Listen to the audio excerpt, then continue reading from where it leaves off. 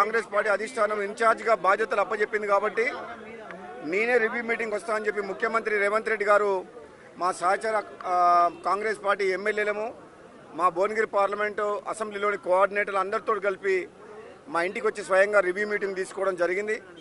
చాలా విషయాలు ఎన్నికల్లో ఏ విధంగా ముందుకు పోవాలనే విషయం మీద ముఖ్యమంత్రి గారు మేమందరం కూడా మా సూచనలన్నీ తీసుకున్న తర్వాత ముఖ్యమంత్రి గారు కూడా ఒక మంచి డైరెక్షన్ ఇచ్చిండ్రు. ఏ విధంగా ముందుకు పోవాలి, నామినేషన్ ప్రోగ్రాం కానీ కార్యకర్తల సమావేశం కానీ ఈ పేద ప్రజలకు ప్రభుత్వం ఇస్తున్న 6 గ్యారెంటీ స్కీమ్ గుని మళ్ళీ రాబోయే రోజుల్లో ప్రభుత్వం చేపట్టబోయే కార్యక్రమాల గురించి ఏ విధంగా ప్రజల్లోకి పోయి మనం ఈ పార్లమెంట్ ఎన్నికల్లో గెలుచుకోవాలనో ఒక సూచనలు చేయడం జరిగింది. చాలా డీటెయిల్ మీటింగ్ అయింది చాలా వరకు.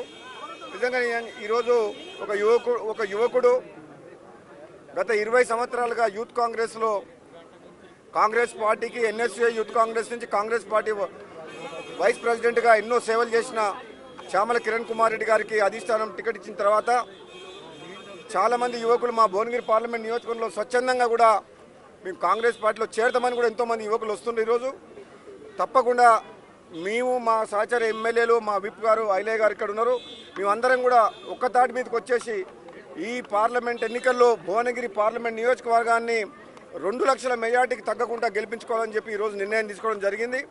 ప్రజల్లోకి విస్తృతంగా రేపు రంజాన్ పండుగ సందర్భంగా ఒక్కరోజు ఖాళీ ఉంచి 12వ తారీఖు నుంచి ప్రజల్లోకి పోయి తప్పకుండా పార్టీ ప్రచార కార్యక్రమాన్ని ఏ విధంగా నిర్వహించాలో మేము డిసైడ్ చేసినాం. మాకు అసలు నిజంగా చెప్పాలంటే భువనగిరి పార్లమెంట్లో టీఆర్ఎస్ పార్టీ అనేది మొత్తం చాప్టర్ క్లోజ్ అయిపోయింది. మరి బీజేపీ పార్టీ వాళ్ళు అనుకున్నంత భువనగిరి పార్లమెంట్ నియోజకవర్గంలో లేదు. కాబట్టి మా గెలుపు తథ్యం అని చెప్పి మేము కాంగ్రెస్ పార్టీ అభ్యర్థిగా తప్పకుండా 2 లక్షల మేరతో గెలుస్తామన్న నమ్మకం నాకుంది. అలాగని చెప్పి మా కార్యకర్తలందరూ కూడా ఎవరు కూడా గెలుస్తామని చెప్పి ఇంట్లో కూర్చోవద్దు.